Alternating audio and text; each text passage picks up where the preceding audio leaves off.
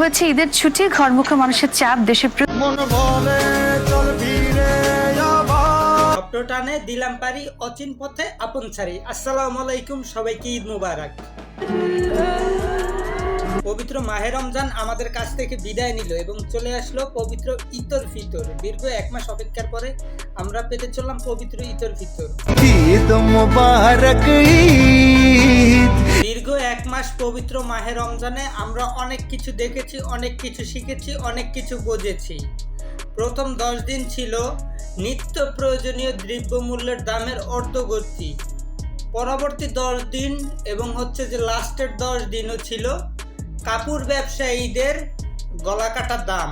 আর লাস্টের 10 দিন ছিল পরিবহন মালিকদের রমরমা ব্যবসা।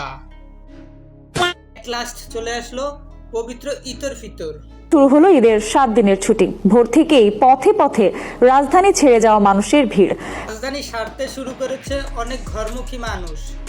পরিবার পরিজনের সাথে ঈদের আনন্দ ভাগাভাগি করে নিতে তারা অবিলম্বে ছুটছে তাদের গ্রামের বাড়িতে আর বিভিন্ন জায়গায়। গ্রামের বাড়ি ছুটছেন কর্মব্যস্ত মানুষ। ঈদ খুব আনন্দের একটি বিষয়। মুসলমানদের প্রধান দুটি উৎসবই ঈদ, পবিত্র ঈদুল ফিতর এন্ড পবিত্র ঈদুল আজহা। সারা বছর সারা মাস ক্লান্ত পরিশ্রম করার পরে যখন একটু হাসি মুখ ফুটে সেটি ঈদ। মানুষ তাদের প্রিয় মানুষের কাছে ফিরে যায় এই পবিত্র ঈদুল ফিতর আর ঈদের আজহায়।